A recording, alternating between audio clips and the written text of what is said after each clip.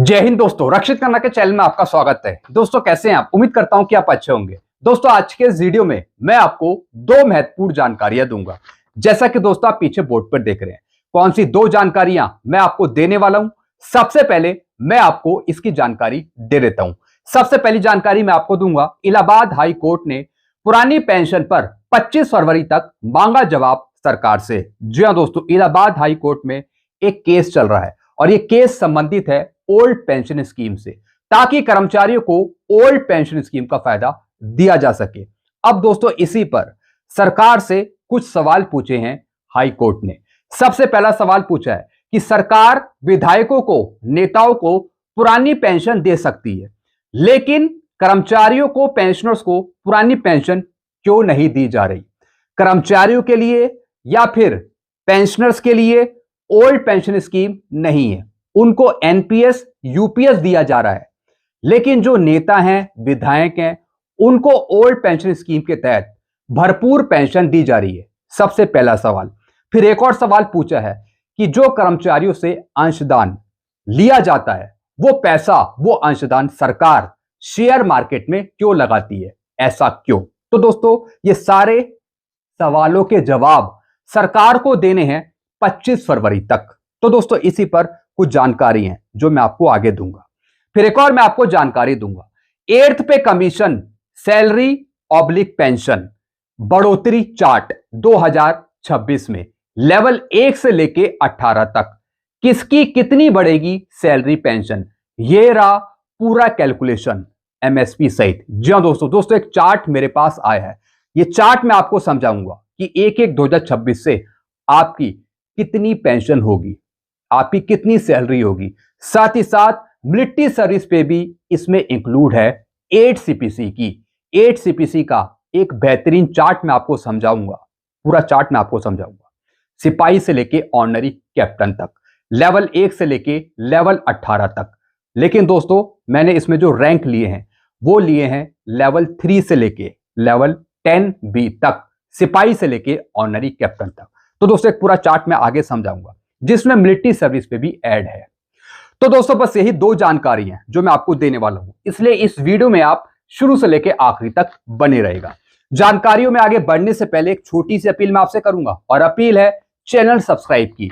देखने में आया है कि पेंशनर्स वीडियो तो देख रहे हैं लेकिन अभी तक चैनल को सब्सक्राइब नहीं किया। ऐसे कितने पेंशनर्स हैं? सिर्फ 34%। तो दोस्तों मैं आपसे अपील कर रहा हूं कि जितने पेंशनर्स ने अभी तक चैनल को सब्सक्राइब नहीं किया, वो पेंशनर्स फटाफट सबसे पहले चैनल को सब्सक्राइब कर लीजिए, ताकि आपको बेहतरीन जानकारियां, सही जानकारियां, आगे आने वाले वीडियो के नोटिफिकेशन आपको तुरंत मिल जाए।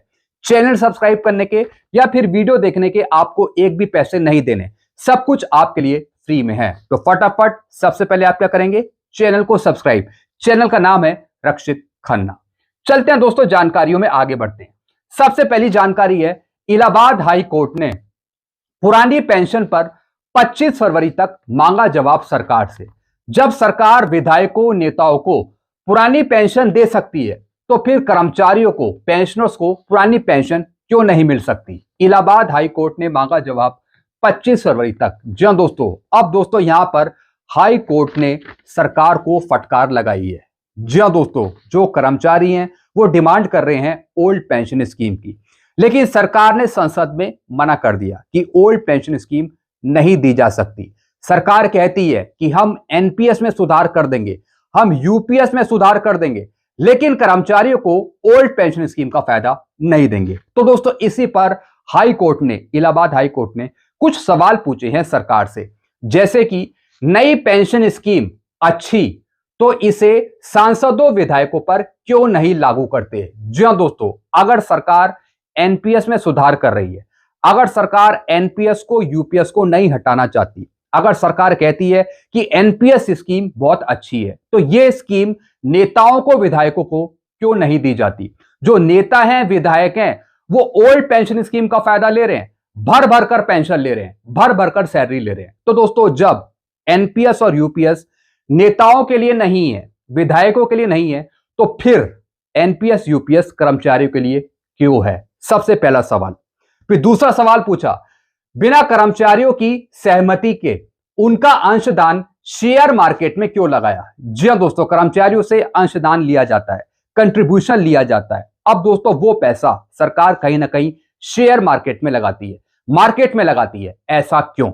बल्कि ये पैसा कर्मचारियों का पैसा है, पेंशनर्स का पैसा है, तो ये पैसा उनके पास होना चाहिए। तो फिर ये पैसा सरकार मार्केट में क्यों लगा रही है, शेयर मार्केट में क्यों लगा रही है? तो दोस्तों यहां पर फटकार लगाई है सरकार को। साथ ही साथ इन सवालों के जवाब मांगे हैं 25 फरवरी तक। जी हां दोस्तों, 25 फरवरी तक ये सारे सवालों के जवाब देने होंगे सरकार को। तो दोस्तों हम यही चाहते हैं कि कर्मचारियों को ओल्ड पेंशन स्कीम का फायदा मिल जाए। जी हां दोस्तों, क्योंकि दोस्तों ओल्ड पेंशन स्कीम बिल्कुल सही पेंशन स्कीम है। आपकी पेंशन सुरक्षित रहेगी, आपसे एक भी कंट्रीब्यूशन नहीं लिया जाएगा अगर आप ओल्ड पेंशन स्कीम का फायदा लेते हैं। ओल्ड पेंशन स्कीम में आपको पेंशन दी जाएगी आजीवन भर, साथ ही साथ ग्रेजुटी आपको मिलेगी, कम्यूटेशन का पैसा आपको दिया जाएगा और एक भी कंट्रीब्यूशन आपको नहीं देना। तो दोस्तों जब ओल्ड पेंशन स्कीम नेताओं के लिए, विधायकों के लिए, जब नेता विधायक ओल्ड पेंशन स्कीम का फायदा ले सकते हैं, तो फिर हमारे कर्मचारी या फिर पेंशनर्स क्यों नहीं? तो दोस्तों एक लेटेस्ट जानकारी मैंने आपको दी है कि ये केस कहीं ना कहीं चल रहा है और हम चाहते हैं कि ये केस फाइनल हो जाए और हमारे कर्मचारियों को ओल्ड पेंशन स्कीम का फायदा दिया जाए। आगे चलकर देखेंगे दोस्तों बाकी सरकार क्या कहती है आगे।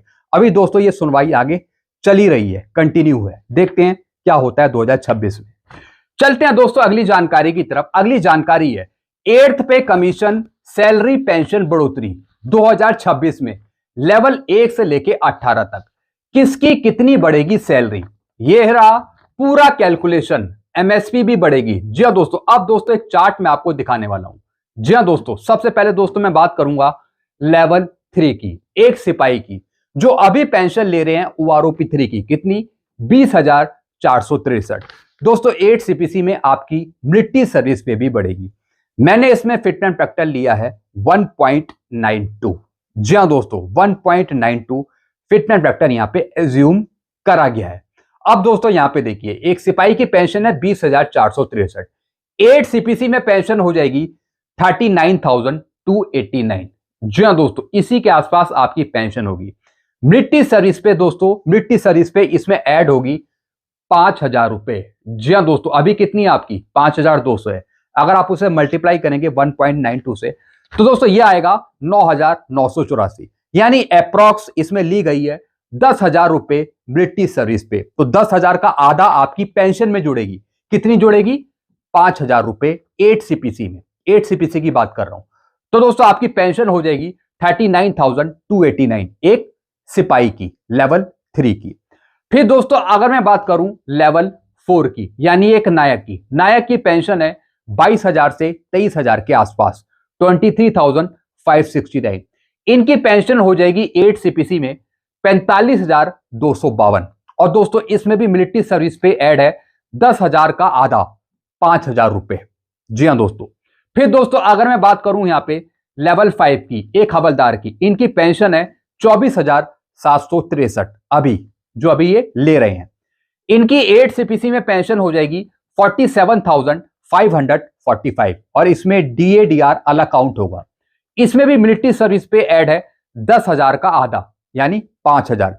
अब दोस्तों मिलिट्री सर्विस पे कैसे निकाली गई है? अभी आप मिलिट्री सर्विस पे ले रहे हैं 5,200, अगर आप इसे मल्टीप्लाई करेंगे 1.92 से तो दोस्तों ये आता है 9,984, यानी 10,000 के आसपास आप मिलिट्री सर्विस पे मान सकते हैं अगर फिटनेस फैक्टर 1.92 दिया जाता है सरकार के द्वारा। तो दोस्तों यहां पर मैंने बता दिया कि एक हवलदार की पेंशन हो जाएगी 47,545।